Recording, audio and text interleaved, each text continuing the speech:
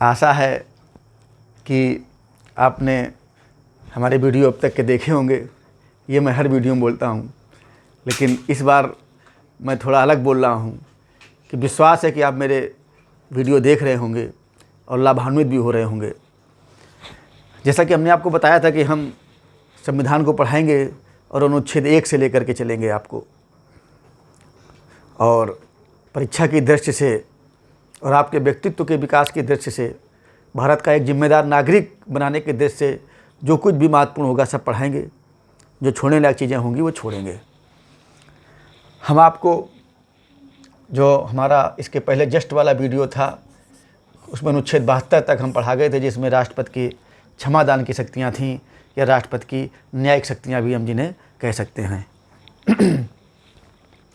अब आते हैं हम उसी संदर्भ में कि अनुच्छेद 73। अनुच्छेद 73 की जो हेडिंग है या जो विषय है वो है संघ की कार्यपालिका शक्ति का विस्तार। ये है इस अनुच्छेद 73 की हेडिंग या विषय या शीर्षक, कुछ भी कह लीजिए, संघ की कार्यपालिका शक्ति का विस्तार। जैसा कि हमने आपको बताया था कि भारत के संविधान में जो राज्य की शक्तियां हैं वो विधायिका, कार्यपालिका और न्यायपालिका में विभाजित की गई हैं। जो कार्यपालिका शक्तियां हैं वो संघीय स्तर पर राष्ट्रपति में निहित हैं और राज्य स्तर पर राज्य में गवर्नर में निहित हैं।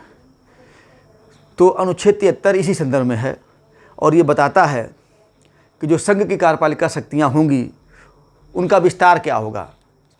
संघ अपनी कार्यपालिका शक्ति का प्रयोग कहाँ तक कर सकेगा, कहाँ करेगा, ये बताता है अनुच्छेद 73। और ये बताता है कि जिन विषयों पर संसद विधि बना सकती है, और आप जानते हैं कि संसद विधि बना सकती है मुख्यतः किस पर, संघ सूची के विषय पर। तो ये बताता है कि जिन विषयों पर संसद को विधि बनाने की शक्ति है उन विषयों पर कार्यपालक शक्तियाँ किसको दी गई हैं, वो अनुच्छेद 73 में बताया है। और ये बताया गया है कि जो संघ की कार्यपालिका शक्तियों का जो विस्तार होगा वो उन विषयों तक होगा जिन विषयों पर संसद को विधि बनाने की शक्ति है।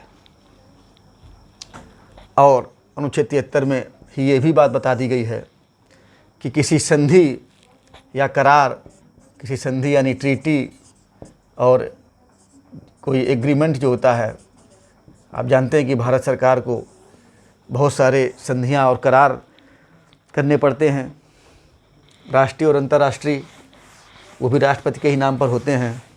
तो इन संधियों और करारों को लागू करने के लिए अगर संघ को कुछ करने की आवश्यकता होगी, कोई आदेश निर्देश देने की आवश्यकता होगी, कुछ अपने कार्यपालक अधिकारों का प्रयोग करने की ज़रूरत पड़ेगी, तो इनको लागू करने के लिए जो भी आवश्यक कदम उठाना होगा कार्यपालिका को, संघीय कार्यपालिका को, तो वो कार्यपालिका उठा सकती है। तो ये है हमारे अनुच्छेद 73 का विषय। अब अनुच्छेद 74 आता है जो बहुत महत्वपूर्ण है, और अनुच्छेद 74 बताता है संघीय मंत्रिपरिषद के संबंध में। किसके संबंध में बताता है? ये बताता है काउंसिल ऑफ मिनिस्टर्स के संबंध में। याद रखिए अनुच्छेद 74 में मंत्रिपरिषद का शब्द का प्रयोग है। किसमें प्रयोग है? कुछ चीज़ें मैं जानबूझ के आपको बताता हूँ ताकि आप बिल्कुल अपने खून में उस चीज़ को एकदम घोल लें ताकि कभी गड़बड़ी ना हो। आप कई बार सुनते हैं मंत्रिपरिषद और कई बार सुनते हैं मंत्रिमंडल। मंत्रिमंडल का मतलब है कैबिनेट और इसका मतलब है काउंसिल ऑफ मिनिस्टर्स। तो अनुच्छेद 74 में हम किसकी बात कर रहे हैं? काउंसिल ऑफ मिनिस्टर्स की। मंत्रिपरिषद शब्द का उल्लेख है। और जब मैं राष्ट्रपति पढ़ा रहा था तब मैंने आपको बताया था कि अनुच्छेद 53 में कहा गया है कि संघ की कार्यपालिका शक्ति राष्ट्रपति में निहित होगी, जिसका प्रयोग वह इस संविधान के अनुसार स्वयं या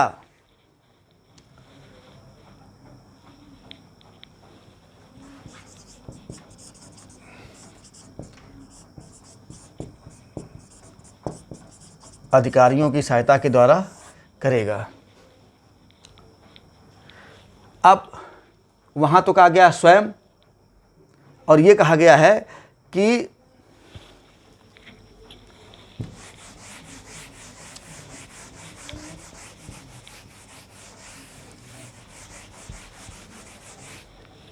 तो स्वयं करेगा या अधिकारियों की मदद से करेगा। तो वो हमने आपको तब भी बताया था कि जिनकी सहायता की बात राष्ट्रपति के लिए की जा रही है उनका उल्लेख किसमें है? अनुच्छेद 74 में है। अनुच्छेद 74 में कहा गया है, क्या कहा गया है कि राष्ट्रपति को उसके कार्यों के संपादन में, क्या कहा गया अनुच्छेद 74 में, कि राष्ट्रपति को उसके कार्यों के संपादन में सहायता एवं सलाह देने के लिए एक मंत्रिपरिषद होगी जिसका प्रधान प्रधानमंत्री होगा। ठीक, यानी 52 में कहा गया था कि भारत का एक राष्ट्रपति होगा, और 53 में कहा गया था कि ठीक है, सारी शक्तियां आप पे निहित होंगी, लेकिन आपके सहायतार्थ भी हम कुछ व्यवस्था करेंगे। तो व्यवस्था हमने किसमें की? अनुच्छेद 74 में की, और कहा कि राष्ट्रपति को उसके कार्यों के संपादन में सहायता एवं सलाह देने के लिए मंत्रिपरिषद होगी जिसका प्रधान प्रधानमंत्री होगा। तो एक तरीके से जो वादा हमने आर्टिकल 53 में राष्ट्रपति से किया संविधान निर्माताओं ने, उसको पूरा किया जाकर के आर्टिकल 74 में, और उसकी सहायता के लिए प्रधानमंत्री की अध्यक्षता वाली एक काउंसिल ऑफ मिनिस्टर्स की व्यवस्था की। अनुच्छेद 74 में ही ये भी कहा गया है कि ये जो प्रधानमंत्री की अध्यक्षता वाली मंत्रिपरिषद होगी, इसी में आगे कहा गया है कि राष्ट्रपति इस मंत्रिपरिषद की सलाह के अनुसार ही काम करेगा। आगे बाद में 44वें संविधान संशोधन के द्वारा एक बात और जोड़ी गई और राष्ट्रपति को अधिकार दिया गया कि मंत्रिपरिषद द्वारा दी गई सलाह को पुनर्विचार करने के लिए एक बार राष्ट्रपति मंत्रिपरिषद के समक्ष भेज सकते हैं। पहले ऐसी व्यवस्था नहीं थी।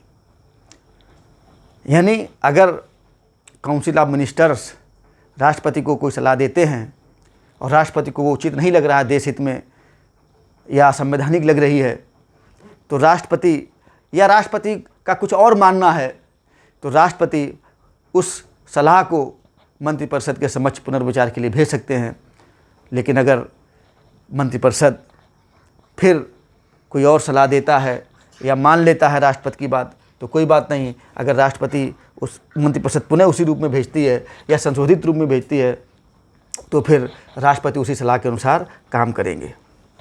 नटशेल में अगर एक बार पुनः कहा जाए तो राष्ट्रपति मंत्रिपरिषद की सलाह के अनुसार काम करते हैं।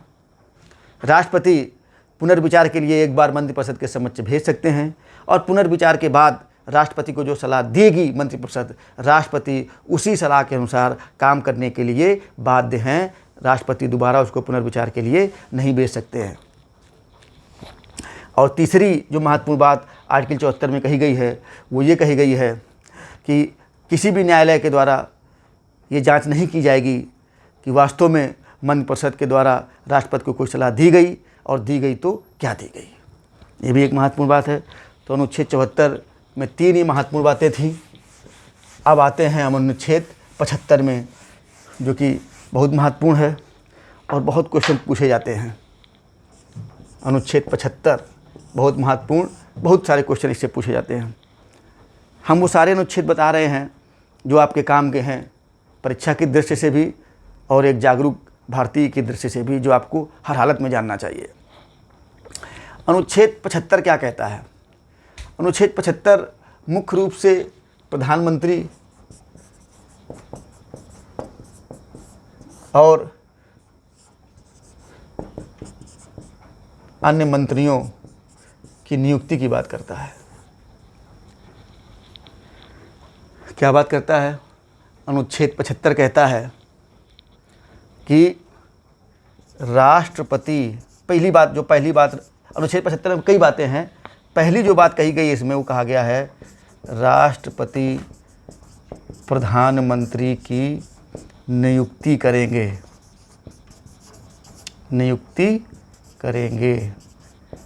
ध्यान रखिएगा, क्या अपॉइंटमेंट, नियुक्त करेंगे, ध्यान रखिएगा। कई बार आता है प्रधानमंत्री की होती है, विकल्प दिया होगा नियुक्ति, मनोनयन, निर्वाचन। ध्यान रखिएगा, लोकसभा के सदस्यों का निर्वाचन होता है, प्रधानमंत्री का निर्वाचन नहीं होता है। वो अलग बात है कि प्रधानमंत्री वही बनता है जिसको लोकसभा में बहुमत प्राप्त होता है। और आप देखेंगे कि कई बार ऐसा होता है कि राजनीतिक पार्टियां भले ऊपर से फैसला कर लें और वो अपनी बैठक बुलाती हैं और उनके जो सदस्य होते हैं वो डिसाइड कर लेते हैं कि भाई उनकी पार्टी की तरफ से कौन प्रधानमंत्री पद की शपथ लेगा, प्रधानमंत्री पद का उम्मीदवार होगा। ये सब अनौपचारिक और बातें हैं, लेकिन असली बात जो संवैधानिक है वो ये है कि अगर आता है प्रधानमंत्री तो क्या होता है, प्रधानमंत्री की नियुक्ति होती है, वो भी राष्ट्रपति के द्वारा। और प्रधानमंत्री राष्ट्रपति को उसको नियुक्त करते हैं, ये एक अलग विषय है। आप जानते हैं कि ऐसा नहीं होगा कि राष्ट्रपति किसी को भी नियुक्त कर देंगे। किसकी नियुक्त करेंगे वो आगे बताऊंगा मैं। फिलहाल अभी अब संवैधानिक चीज़ें जो हम आर्टिकल वाइज चल रहा है आपको, तो सीधी सी बात ये है कि राष्ट्रपति प्रधानमंत्री की नियुक्ति करते हैं और प्रधानमंत्री की सलाह पर अन्य मंत्रियों की नियुक्ति करते हैं। सीधी सी बात एक आप जान लीजिए जो ये है महत्वपूर्ण, कि राष्ट्रपति प्रधानमंत्री की नियुक्ति करते हैं और प्रधानमंत्री की सलाह पर अन्य मंत्रियों की नियुक्ति करते हैं। यानी प्रधानमंत्री की नियुक्ति राष्ट्रपति कर दी, इसके बाद मंत्री कौन होगा ये कौन तय करता है, प्रधानमंत्री तय करते हैं। और प्रधानमंत्री जो सलाह देते हैं, जिसके नाम रिकमेंड करते हैं, उन्हीं को मंत्रियों के रूप में राष्ट्रपति फिर शपथ दिलाते हैं, नियुक्त करते हैं। तो एक तरीके से नियुक्ति मंत्रियों की भी हो गई। ठीक। दूसरा याद रखिए कि जो ये मंत्री होते हैं वो राष्ट्रपति के प्रसाद पर्यंत कार्य करते हैं। ध्यान रखिएगा, यही शब्द प्रयोग है।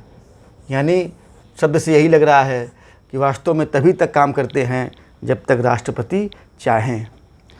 तो याद रखिएगा, मंत्री नियुक्त किए जाते हैं प्रधानमंत्री की सलाह पर राष्ट्रपति के द्वारा, और ये सारे मंत्री राष्ट्रपति के प्रसाद पर्यंत काम करते हैं, अपने पद पर रहते हैं। ध्यान रखिएगा।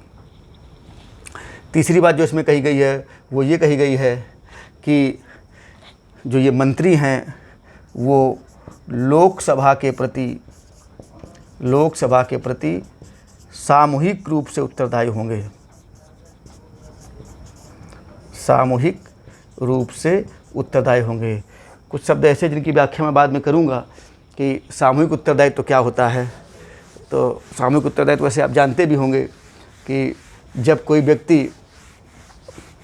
मंत्री है और वो अपने विभाग के काम कर रहा है तो वो अपने विभाग के काम के लिए तो जिम्मेदार है ही।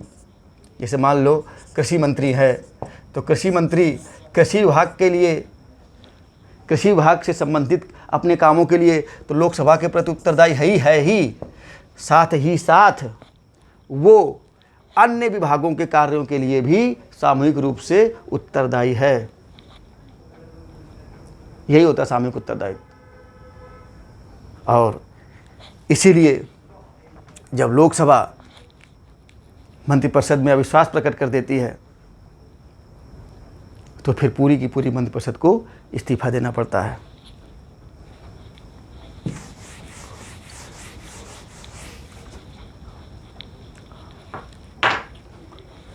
तीसरी बात जो इसी अनुच्छेद 75 की महत्वपूर्ण है वो ये है कि कोई भी मंत्री बिना किसी सदन का सदस्य रहते हुए मात्र 6 माह तक मंत्री रह सकता है।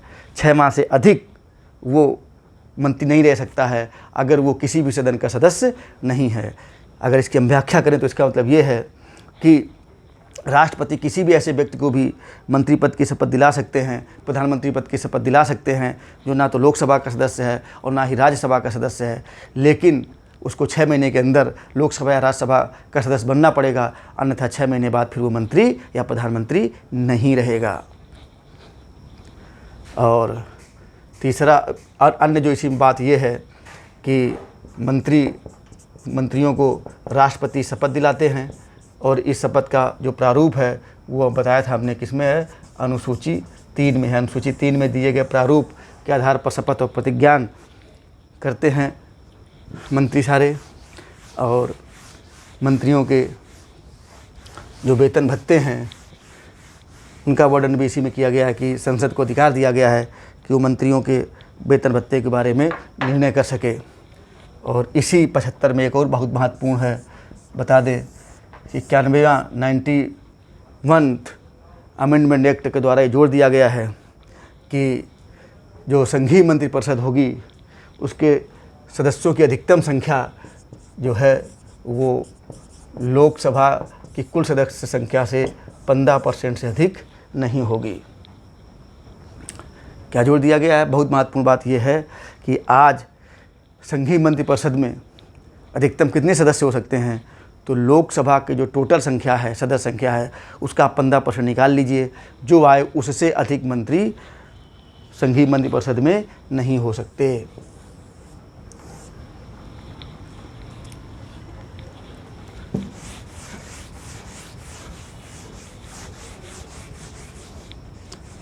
अब आता है अनुच्छेद, ये तो हो गई मंत्रिपरिषद की बात। अब आता है अनुच्छेद 76। अभी हम भाग 5 में ही हैं, भाग 5 बहुत बड़ा है। अब आते हैं अनुच्छेद 76 में। अनुच्छेद 76 बताता है भारत के न्यायवादी के संबंध में, भारत के न्यायवादी के संबंध में, जिसको हम अंग्रेजी में अटॉर्नी जनरल ऑफ इंडिया कहते हैं। क्या कहते हैं? Attorney general of India, attorney general of India. तो ये क्या होता है, इसके बारे में बताया गया है थोड़ा। तो महान्यायवादी क्या होता है, अटॉर्नी जनरल ऑफ इंडिया क्या होता है, अनुच्छेद 76 में उसके बारे में बताया गया है। और अनुच्छेद 76 में सबसे पहली बात जो कही गई वो ये कही गई है कि भारत के महान्यायवादी की जो नियुक्ति है वो कौन करेंगे? राष्ट्रपति करेंगे। और उस व्यक्ति को राष्ट्रपति महान्यायवादी नियुक्त करेंगे जिसमें उच्चतम न्यायालय का न्यायाधीश बनने की योग्यता हो। ध्यान रखिएगा, बहुत पूछा जाता है महान्यायवादी की क्या योग्यता होनी चाहिए। सीधा से एक बात लिख दी गई है कि राष्ट्रपति किसी भी ऐसे व्यक्ति को महान्यायवादी नियुक्त कर सकते हैं जिसमें उच्चतम न्यायालय का न्यायाधीश बनने की योग्यता हो, और कुछ नहीं लिखा गया योग्यता के संबंध में। तो राष्ट्रपति नियुक्त करेंगे, और किसको नियुक्त करेंगे? जिसके अंदर भारत के उच्चतम न्यायालय का न्यायाधीश बनने की योग्यता हो। और इसका काम क्या होता है, ये करता क्या है?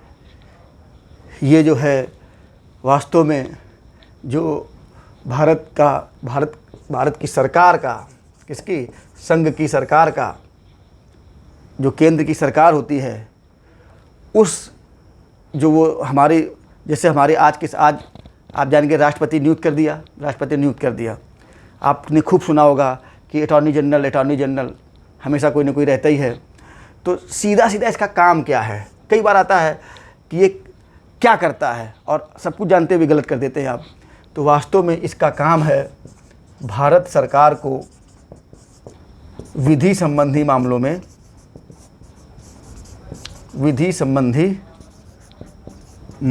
में परामर्श देना। तो कई बार आता है कि अटॉर्नी जनरल ऑफ इंडिया किसका परामर्श देता है, तो क्या विकल्प आ जाए? राष्ट्रपति, प्रधानमंत्री, संसद। ध्यान रखिएगा, ये भारत सरकार का परामर्शदाता है। किसका परामर्शदाता है? गड़बड़ मत करिएगा, ये भारत सरकार का परामर्शदाता है। संविधान में एकदम स्पष्ट लिखा है कि इसका जो प्रमुख काम है वो है भारत सरकार को विधि संबंधी मामलों में सलाह देना। आगे और भी लिखा गया है कि वो ऐसे कर्तव्यों का भी निर्वहन करेगा जो राष्ट्रपति उसको समय समय पर सौंपे। यानी वो विधिक स्वरूप के ऐसे कर्तव्यों का निर्वहन भी करेगा जो राष्ट्रपति अटॉर्नी जनरल को समय समय पर सौंपे, लेकिन ये सलाहकार भारत सरकार का है, ध्यान रखिएगा, परामर्शदाता भारत सरकार का है। और ये विधिक मामलों में न्याय देने के लिए, न्यायिक मामलों में न्याय देने के लिए भारत सरकार का सर्वोच्च परामर्शदाता है। इसकी सहायता के लिए फिर solicitor general, additional solicitor general वगैरह होते हैं, लेकिन सबसे बड़ा इसी अनुच्छेद 76 में ये लिखा है कि अपने कर्तव्यों के पालन के संदर्भ में महान्यायवादी जो है उसको भारत के सभी न्यायालयों में सुनवाई का अधिकार होगा। ध्यान रखिएगा, बहुत महत्वपूर्ण बात लिखी है इसी अनुच्छेद 76 में महान्यायवादी के संबंध में कि अपने कर्तव्यों के निर्वहन के मामले में इसे भारत के किसी भी न्यायालय में सुनवाई का अधिकार होगा। और तीसरी बात, इसका कार्यकाल तो याद रखिए, इसका कोई निश्चित कार्यकाल नहीं है। इसमें भी लिखा है कि महान्यायवादी राष्ट्रपति के प्रसाद पर्यंत काम करेगा। बहुत सारे महत्वपूर्ण जो पद होते हैं उनका एक निश्चित कार्यकाल होता है, आप देखेंगे आगे चल के जब पढ़ेंगे, लेकिन महान्यायवादी का कोई कार्यकाल नहीं निश्चित है। सीधे सीधे कहा गया है कि राष्ट्रपति के प्रसाद पर्यंत काम करेंगे। तो अगर आ जाए कि महान्यायवादी का कार्यकाल कितना होता है तो सारे विकल्प गलत होंगे, सिर्फ एक विकल्प सही होगा कि वो राष्ट्रपति के प्रसाद पर्यंत काम करते हैं और उनको वही वेतन भत्ता मिलता है जो राष्ट्रपति अवधारित करते हैं, राष्ट्रपति निर्णय लेते हैं इस संदर्भ में। अब आते हैं हम अनुच्छेद 77 पर। 77 के बारे में बहुत ज़्यादा विशेष बात नहीं बताना है, सिर्फ इतना ही बताना है कि अनुच्छेद 77 ये कहता है कि समस्त कार्यपालिका संबंधी जो कार्यवाही है वो राष्ट्रपति के नाम पर की जाएगी। मैं पहले भी बता चुका हूँ, लेकिन अनुच्छेद 77 में सीधे सीधे लिख दिया गया है। क्या लिख दिया गया है कि जो संघ की जो समस्त कार्यपालिका संबंधी कार्यवाही है वो राष्ट्रपति के नाम पर होगी, और होती है राष्ट्रपति के नाम पर, राष्ट्रपति के नाम पर होगी। और थोड़ा इसी में एक चीज़ और बता दी गई है कि जो भारत सरकार के कार्य होते हैं, जो भारत सरकार के काम होते हैं, उनको अधिक सुविधापूर्ण बनाने के लिए तथा मंत्रियों को कार्यों के आवंटन के संबंध में राष्ट्रपति नियम बना सकते हैं। यानी भारत सरकार का काम सुगमतापूर्वक चले इसके लिए, और मंत्रियों को जो कार्य आवंटन किया जाता है उनके संबंध में राष्ट्रपति नियम बना सकते हैं। तो एक तो ये बात कही गई है, और दूसरा कहा गया है कि समस्त कार्यपालिका संबंधी जो काम होंगे वो राष्ट्रपति के नाम से किए जाएंगे। और अब आता है अनुच्छेद 78, बहुत महत्वपूर्ण, और यही अनुच्छेद 78 है जो भारत में राष्ट्रपति और प्रधानमंत्री के संबंधों की व्याख्या करता है, कि संबंधों को लेकर है। वास्तव में भारत में राष्ट्रपति और प्रधानमंत्री के बीच संबंध कैसे होंगे ये इस पर डिपेंड करता है कि अनुच्छेद 78 में संविधान निर्माताओं ने जो अपेक्षाएं प्रकट की हैं उनका कितना पालन किया जाता है। तो वास्तव में यही वो अनुच्छेद है जो भारत में राष्ट्रपति और प्रधानमंत्री के बीच संबंधों का निर्धारण करता है। बहुत पूछा जाता है ये वो अनुच्छेद है जो भारत में राष्ट्रपति और प्रधानमंत्री के संबंधों की व्याख्या करता है, उनका निर्धारण करता है। संबंध मधुर होंगे या कटुतापूर्ण होंगे, ये इस अनुच्छेद के पालन पर निर्भर करता है। और इसमें मुख्य रूप से 3 बातें कही गई हैं। इसमें मुख्य रूप से कितनी बातें कही गई हैं? 3 बातें कही गई हैं। पहली बात जो कही गई है वो ये कही गई है कि संघ के प्रशासन से संबंधित मामलों एवं कानून निर्माण या विधि निर्माण से संबंधित विधेयकों या प्रस्तावों, कुछ भी कह लीजिए, प्रपोजल शब्द प्रयोग है, प्रस्तावों के संबंध में मंत्रिपरिषद द्वारा लिए गए निर्णयों की सूचना प्रधानमंत्री द्वारा राष्ट्रपति को देना। यानी इसमें प्रधानमंत्री का ये कर्तव्य बताया गया है, प्रधानमंत्री का ये कर्तव्य बताया गया है कि प्रधानमंत्री संघ के प्रशासन से संबंधित मामले एवं कानून निर्माण से संबंधित प्रस्तावों के संबंध में मंत्रिपरिषद द्वारा लिए गए निर्णयों की सूचना राष्ट्रपति को देंगे। ये अनुच्छेद 78 में एक बात कही गई है। और अनुच्छेद जो है वो 78 में जो सेकंड पॉइंट के रूप में दूसरी बात कही गई है वो ये कह दी गई है कि लगभग वही बात कही गई, बस अंतर थोड़ा ये है कि यहाँ सीधे कहा गया कि मंत्रिपरिषद के जो निर्णय होंगे उनकी सूचना समय समय पर प्रधानमंत्री देंगे राष्ट्रपति को। और इस आगे कह दिया गया है कि वही संघ के प्रशासन से संबंधित मामले एवं विधि निर्माण से संबंधित प्रस्तावों के संबंध में ऐसी सूचना राष्ट्रपति को प्रधानमंत्री द्वारा दी जाएगी जो सूचना राष्ट्रपति के द्वारा मांगी जाए या राष्ट्रपति चाहें। भाई ठीक है, बहुत सारी सूचनाएं हो सकता है समय समय पर प्रधानमंत्री अपने आप देते रहें, लेकिन कभी राष्ट्रपति को अगर ऐसा लगता है कि अमुक विधेयक के संबंध में या अमुक जो है वो प्रशासनिक मामलों के संबंध में प्रधानमंत्री के द्वारा हमें नहीं बताया गया है, प्रधानमंत्री को उनको लगता है कि इस संबंध में हम जानकारी प्राप्त करें। मान लो सपोज कर लीजिए टोटल 10 मामले थे और 8 के बारे में प्रधानमंत्री ने बता दिया, लेकिन 2 के मामले में प्रधानमंत्री ने नहीं बताया है, तो राष्ट्रपति चाहें तो उन 2 मामलों के संबंध में प्रधानमंत्री से सूचना मांग सकते हैं। या दे भी दिया गया है तो भी उसके संबंध में अगर राष्ट्रपति की कोई जिज्ञासा है तो वो प्रधानमंत्री के द्वारा शांत की जानी चाहिए। तो ये कहा गया है। और तीसरा जो महत्वपूर्ण बात इसमें कही गई है, तीसरी वो ये कही गई है कि अगर किसी विषय पर किसी मंत्री के द्वारा कोई निर्णय ले लिया गया है लेकिन मंत्रिपरिषद के द्वारा निर्णय नहीं लिया गया है, तो राष्ट्रपति की इच्छा अगर है कि उस विषय को मंत्रिपरिषद के समक्ष रखा जाए तो प्रधानमंत्री का दायित्व है कि उस विषय को मंत्रिपरिषद के समक्ष विचारार्थ रखे जिस पर किसी मंत्री ने निर्णय ले लिया है। तो इस तरीके से आप देखते हैं कि ये आधारशिला है भारत में राष्ट्रपति प्रधानमंत्री के बीच संबंधों की। क्योंकि अगर प्रधानमंत्री अपना दायित्व निभाते रहेंगे, समय समय पर सारे मामलों की सूचनाएं उनको देते रहेंगे और उन मामलों की सूचनाएं भी देते रहेंगे जो राष्ट्रपति अपेक्षा करते हैं, तो लड़ाई झगड़ा होगा ही नहीं, आपस में कोई अविश्वास पैदा ही नहीं होगा, कोई ईगो की लड़ाई ही नहीं होगी। क्योंकि दोनों का अंतिम उद्देश्य ये है कि संविधान के अनुरूप भारत की जनता की सेवा करना। तो अगर राष्ट्रपति और प्रधानमंत्री दोनों अपने कर्तव्यों का सम्यक निर्वहन करते रहेंगे तो आपस में कभी टकराव होगा ही नहीं। टकराव तब होता है जब राष्ट्रपति या प्रधानमंत्री के बीच में ये अनुच्छेद 78 का भावनात्मक रूप से, अच्छी भावना से, सही भावना से अनुच्छेद 78 का पालन नहीं किया जाता है।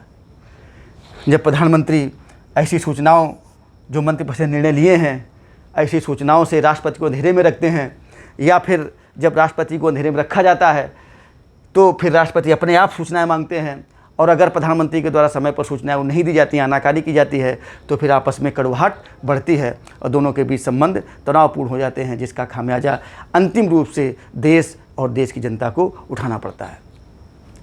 स्वतंत्रता के बाद भारत में प्रधानमंत्री राष्ट्रपतियों के संबंध को देखा जाए तो 1-2 अपवाद स्वरूप घटनाएं हैं, अपवाद स्वरूप ऐसे अवसर रहे हैं जब दोनों के बीच संबंध बहुत अच्छे नहीं रहे हों। अदरवाइज़ भारत में राष्ट्रपति और प्रधानमंत्रियों के बीच में संबंध मधुर रहे हैं, क्योंकि दोनों का अंतिम लक्ष्य एक ही है, देश हित, राष्ट्र हित। और दोनों ने अपने व्यक्तिगत हितों के ऊपर उठते हुए राष्ट्र हित में काम किया है। इसलिए बड़ा ही सामंजस्यपूर्ण ढंग से इस अनुच्छेद का पालन किया गया है और सब कुछ सही रहा है। इस तरीके से आज के इस वीडियो में इतना ही। अब अगले वीडियो में हम आपको संसद पढ़ाएंगे। और आज का इतना ही। धन्यवाद।